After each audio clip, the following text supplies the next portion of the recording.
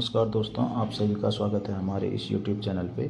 दोस्तों, आप सभी को पता है कि अभी एसएससी कांस्टेबल जीडी की हाल ही में आंसर की रिलीज़ हुई है। तो उस आंसर की में से मैंने मैथ्स के 10 क्वेश्चन आपके लिए यहाँ पर चुने हैं, जिनको कि मैं यहाँ पे सॉल्व करवाने वाला हूँ। ऐसा है, एसएससी कांस्टेबल जीडी का जो टफनेस लेवल होता है एग्जामिनेशन का, वो अन्य एग्ज़ामों की तुलना में थोड़ा सा कम रहता है। हालाँकि इसका लेवल थोड़ा सा नीचे है, तो इस वजह से तो कई कैंडिडेट्स या एस्पिरेंट बोलेंगे कि बहुत आसान क्वेश्चन आपने करवाए हैं सर। देखिए, ऐसा है, बेसिक लेवल पे आपको पता है कि क्वेश्चन कैसे सॉल्व करना होता है। जो एस्पिरेंट नए हैं, इस चैनल पे नए जुड़े हैं या अभी तैयारी शुरू कर रहे हैं, उनके लिए समझाने के लिए, बेसिक से लेने के लिए मैंने ये क्वेश्चनों को यहाँ पर ले रखा है।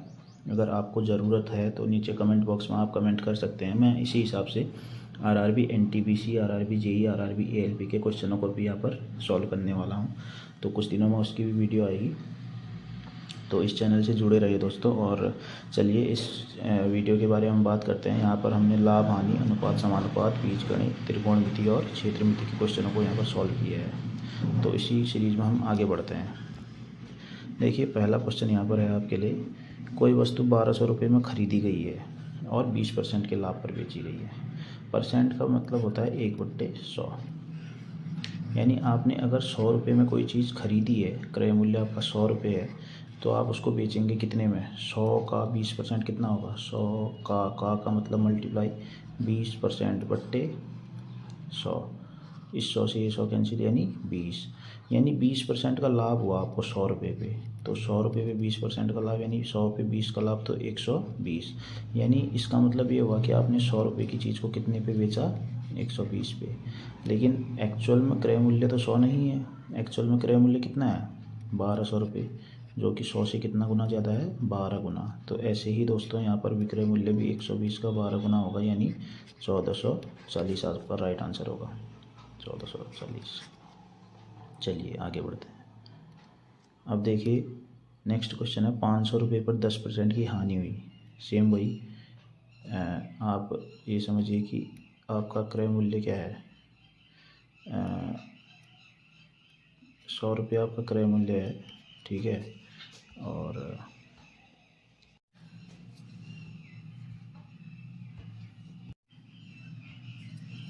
तो देखिए दोस्तों, आपका 100 रुपये आपका क्रय मूल्य है और 10% की हानि, सेम वही। 100 का 10% कितना होता है? ऐसे निकालेंगे तो इस 100 से ये 100 कैंसिल, 10। यानी 100 माइनस 10 कितना आएगा? 90। यानी आपने 100 की चीज़ को कितने में बेचा है दोस्तों? अभी 90 रुपये में। बट आपका क्रय मूल्य 100 नहीं है, 500 है, जो कि कितना गुना ज़्यादा है? 5 गुना। तो ऐसे ही विक्रय मूल्य भी 5 गुना ज़्यादा होगा। 90 × 5 450, यानी 450 रुपीज़ आपका राइट आंसर है दोस्तों। अब नेक्स्ट क्वेश्चन पे चलेंगे। अब देखिए, 3 संख्याएं अनुपात समानुपात का क्वेश्चन है ये। 2, 3 और 5 की रेशियो में आपको दे रखी हैं। तो जब भी रेशियो देता है तो उसके बीच में कोई भी संख्या मल्टीप्लाई सेम चीज़ें हों। जैसे 2 से मल्टीप्लाई करूँगा तो सब में 2 से मल्टीप्लाई करूँगा तो 4, 6, 10, ये और ये दोनों सेम है अनुपात समानुपात में। 3 से करूँगा तो 6, 9, 15, ये भी सेम है। तो यानी इससे ये पता चलता है कि अनुपात में किसी भी संख्या से, सेम संख्या से मल्टीप्लाई करने पर उनकी वैल्यू चेंज नहीं होती है। अब एक्चुअल में अभी इनको ऐड करोगे तो 2, 3 और 5 कितना आएगा? 10। 100 तो नहीं है, ये बोल रहा है कि इन तीनों का सम 100 है। तो यानी इन तीनों संख्या में कोई ना कोई ऐसी एक संख्या मल्टीप्लाई हुई है सेम नंबर से, जो कि इस 10 को 100 बना दे रही है। अब वो संख्या क्या है, हम फाइंड करेंगे। तो मान लो वो संख्या x है, x संख्या इनमें मल्टीप्लाई हुई है, तो क्या आ जाएगा? रेशियो ऑफ 2x, 3x और 5x। अब इन तीनों को जोड़ो, कितना आएगा इनका सम? 10x। अब 10x की वैल्यू दोस्तों यहाँ पर कितनी दे रखी है? 100। यानी इस 0 से ये 0 कैंसिल, तो x की वैल्यू आ गई 10। यानी वो संख्या जो इसमें मल्टीप्लाई हो रखी है इस रेशियो में, वो है 10। तो यानी यहाँ पर भी 10 से मल्टीप्लाई, यहाँ पर भी 10 से मल्टीप्लाई और यहाँ पर भी 10 से मल्टीप्लाई। तो नई संख्याएँ, अब जो एक्चुअल संख्याएँ हमारे पास यहाँ पर आएंगी, 10 × 2 × 10 20, 3 × 10 30, 5 × 10 50, ये संख्याएँ एक्चुअल संख्याएँ। इनको जोड़ोगे तो इनका सम देख लीजिए, 100 आएगा। 50 और 30 80 और 20 100। तो इन सब में सबसे बड़ी संख्या पूछा है, तो सबसे बड़ी संख्या क्या आएगी? 50। तो दोस्तों, यहाँ पे अगला क्वेश्चन है अनुपात समानुपात का, रेशियो का। तो इसमें देखिए इस क्वेश्चन में क्या कह रहा है, यदि ए और बी 3:4 है और बी और सी 2:5 है, तो ए और सी की वैल्यू पूछी है, ए रेशियो सी क्या होगा। जब भी ए रेशियो सी पूछेगा तो हमको ए रेशियो बी दे रखा है कि 3:4 है और बी रेशियो सी दे रखा है 2:5 है। तो जब भी ए रेशियो सी पूछता है तो हम यहाँ पर जो बी वाली टर्म है इसको सेम बनाते हैं, यानी यहाँ पर 4 है, यहाँ पर 2 है। अब एक चीज़ बताइए, एक की वैल्यू क्या कभी 2 हो सकती है? नहीं हो सकती। तो ऐसे ही बी की 2 वैल्यू नहीं हो सकती है यहाँ पर, तो या तो बी 2 होगा या 4 होगा। अब इस 2 वाले को हम 4 बनाने में आसानी से बना सकते हैं, तो इसको 2 से मल्टीप्लाई कर देंगे दोनों तरफ, तो ये बी रेशियो सी क्या आ जाएगा, 4:10। अब देखिए ए रेशियो बी हो गया 3:4 और बी रेशियो सी हो गया 4:10। अब देखिए 4 4 दोनों में सेम है, यानी ए से बी 4 और 4 से 10, तो यानी A ratio B ratio C यहाँ पर आ जाएगा 3:4 और 4 पहले से ही है, रेशियो सी का वैल्यू 10, तो ये ए बी सी का रेशियो आ गया। तो ए रेशियो सी पूछा है तो 3:10, इसका राइट आंसर हो जाएगा 3:10। देखिए अगला क्वेश्चन है x+y, ये बीजगणित का है। देखिए दोस्तों, मैं आपके लिए यहाँ पे वीडियो बना के ला रहा हूँ, तो अगर आपको ये वीडियो पसंद आ रही है तो इसको लाइक करें, कमेंट करें, शेयर करें और मेरे चैनल को सब्सक्राइब करें, ताकि आपको फ्यूचर में ऐसी ही वीडियोज़, हेल्पफुल वीडियोज़ मिले जिससे कि आपको मदद मिल सके। तो x+y यहाँ पर 10 है। अब देखिए इस क्वेश्चन को बनाने के बहुत सारे तरीके हो सकते हैं, जैसे एक हिट एंड ट्रायल मेथड बोलते हैं जिसको, यानी x+y जो है 10 है, तो कब 10 हो सकता है, यानी 8 और 2 भी हो सकता है 10, 8 और 2 का सम, लेकिन 8 दूनी कितना होता है 16, तो x और y 16, यहाँ पर 24 है। तो ऐसे ही x और y क्या हो सकता है कि जिनका मल्टीप्लाई तो 24 आए, सम 10 आए। 6 और 4 देख लो, 6 और 4 कितना आएगा, सम करके 10 और मल्टीप्लाई करके कितना आता है 6 छक्को 24, यानी ये सेटिस्फाई कर रही है वैल्यू, x की वैल्यू 6 और y की वैल्यू 4। तो अब यहाँ पर पुट कर दीजिए, 6 का स्क्वायर 36, 4 का स्क्वायर 16, 36 और 16 कितना होता है 52, यानी राइट आंसर तो ये है। बट मैं आपको ये तरीका नहीं बताऊंगा क्योंकि ये हिट एंड ट्रायल है और हर बार ज़रूरी नहीं है कि ऐसे आपके क्वेश्चन बने, बहुत टाइम भी लग सकता है बनाने में। तो इसका एक राइट तरीका जो है मैं आपको बताऊँगा कि किस तरीके से बनाएंगे आप। देखिए x+y का होल स्क्वायर क्या होता है, x² + y² + 2xy। अब x+y तो आपको दे रखा है 10, तो यानी 10 का स्क्वायर = x² + y² आपको निकालना है, प्लस xy दे रखा है 2 मल्टीप्लाई रहेगा, xy है 24, तो x² + y² यहाँ से क्या आएगा, अब इसको सॉल्व करेंगे तो 100 बराबर x² + y² + 24 दूनी 48। अब x² + y² की वैल्यू निकालिए, कितनी आएगी 100 - 48, यानी कितना 52। ठीक है दोस्तों, तो x² = आ जाएगा 50, x² + y² कितना आ जाएगा 52। देखिए आंसर सेम आ रहा है।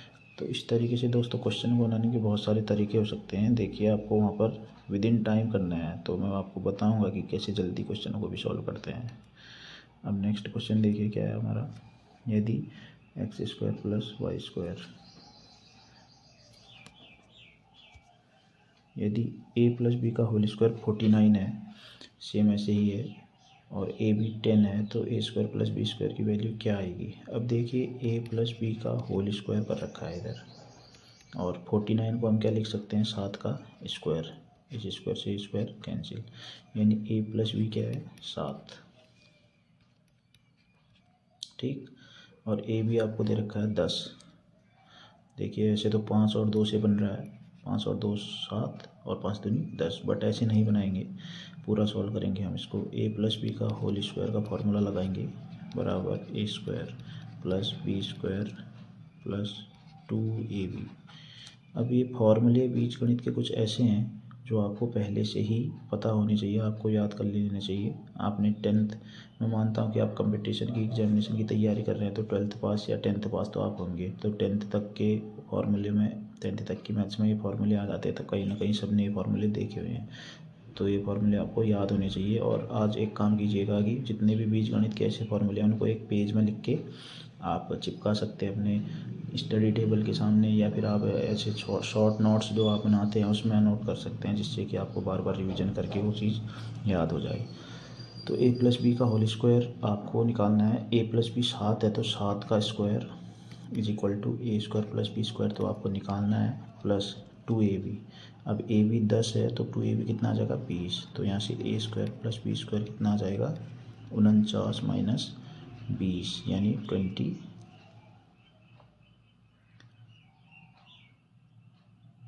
कुछ गड़बड़ हो रही है क्या दोस्तों? ऑप्शन में यहाँ पर गड़बड़ है। 49 माइनस 20 यानी आपका आंसर आएगा 29। तो ये 39 नहीं है, ये 29 आएगा। ये गलत ऑप्शन यहाँ पर प्रिंट हो गया है। 29 इसका राइट आंसर है। ठीक है, अब ऐसे आगे अगला क्वेश्चन देखिए। अब यहाँ पर ट्रिग्नोमेट्री का यहाँ पर क्वेश्चन, ट्रिग्नोमेट्री का आपको यहाँ पर देखने को मिल रहा है। साइन थीटा 3/5 तो कॉस थीटा। अब देखिए जब भी ऐसे होता है तो हम यहाँ पर एक ट्रायंगल बना लेंगे। इस ट्रायंगल में ये लंब है जिसको परपेंडिकुलर बोलते हैं, ये बेस है जिसको आधार बोलते हैं, और ये हाइपोटेनस है जिसको कर्ण बोलते हैं। ठीक, तो साइन थीटा क्या होता है लंबवत कर्ण। आपने एक फॉर्मूला सुना होगा LAL KKA, यानी लंब आधार लंब कर्ण कर्ण आधार। तो ऐसे sine cos tan cot sec cosec ऐसे उल्टा चलता है, यानी साइन थीटा लंब बट्टे कर्ण, कॉस थीटा आधार बट्टे कर्ण, टेन थीटा लंब बट्टे आधार।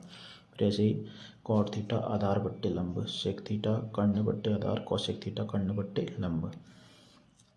तो 3 लंब, तो साइन थीटा क्या होता है लंब बट्टे कर्ण, यानी लंब है 3 कर्ण है 5, तो परपेंडिकुलर है 3 और हाइपोटेनस है 5।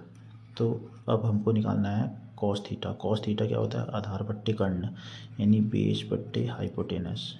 अब बेस तो हमको पता नहीं है। अब पाइथागोरस की प्रमेय लगाएंगे तो यहाँ पर 5 का square 25 is equal to B का स्क्वायर 9 प्लस बी का स्क्वायर। तो बी का स्क्वायर यहाँ से कितना निकल जाएगा दोस्तों 16, और बी की वैल्यू आ जाएगी 4। बी की वैल्यू कितनी आ रही है दोस्तों 4। तो यानी बी है 4, हाइपोटेनस है 5, तो यहाँ पे कॉस थीटा क्या आ जाएगा 4/5। ये ऑप्शन इसका सही आएगा एकदम। अब नेक्स्ट क्वेश्चन पे चलते हैं 1045। अब देखिए ये तो एकदम ऐसा फैक्चुअल क्वेश्चन आ गया। 1045 की वैल्यू आती है 1। आपको इसके लिए तो टेबल निकालनी पड़ेगी, याद करनी पड़ेगी। एक 9th के मैथ्स की उसमें टेबल है ट्रिग्नोमेट्री की, उसमें जिसमें 0 से लेकर 90 तक की वैल्यूज है, sine cos tan cot sec cosec सब की वैल्यूज हैं, तो आपको याद करनी है दोस्तों। तो इसका राइट आंसर आएगा 1। ठीक है, 1045 की वैल्यू होती है 1। अब देखिए यहाँ पर सर्कल का क्वेश्चन है। 7 सेंटीमीटर त्रिज्या वाले वृत्त का क्षेत्रफल, ये वृत्त है, इसकी त्रिज्या है 7 सेंटीमीटर। तो त्रिज्या वृत्त का क्षेत्रफल होता है पाई आर स्क्वायर। पाई 22/7 होती है, आर स्क्वायर यानी आर 7 है तो आर स्क्वायर 7 × 7, इस 7 कैंसिल, तो 22 × 7 कितना आ जाएगा 154। 154 इसका राइट आंसर है, ऑप्शन नंबर बी। कुछ क्वेश्चन ऐसे होते हैं जो फार्मूले बेस्ड होते हैं, तो इन क्वेश्चनों के लिए आपको अपने फार्मूले को रिवाइज करके याद रखना पड़ेगा। अगला क्वेश्चन है आधार 10 सेंटीमीटर और ऊंचाई 12 सेंटीमीटर वाले त्रिभुज का क्षेत्रफल। अब देखिए त्रिभुज का क्षेत्रफल जो होता है, त्रिभुज का क्षेत्रफल जो होता है 1/2 गुणा आधार गुणा ऊंचाई होता है। ठीक, ये हर त्रिभुज के लिए लगता है, चाहे कोई सा भी त्रिभुज हो। अब 1/2 तो फॉर्मूले में आधार है 10 और ऊंचाई है 12, तो 2 चक्के 12, तो यानी 10 का 60, यानी इसका आंसर आएगा 60 दोस्तों। तो दोस्तों आपने देखा कि कैसे हमने यहाँ पर 10 क्वेश्चन मैथ्स के सॉल्व किए। अगर आपको ये अच्छा लगा तो आप बताइए कमेंट बॉक्स में, मैं इसी तरीके से आपके लिए और भी मैथ्स के क्वेश्चन लेके आऊँगा। इसी के साथ अपनी वीडियो को यहाँ पे मैं एंड करता हूँ। धन्यवाद।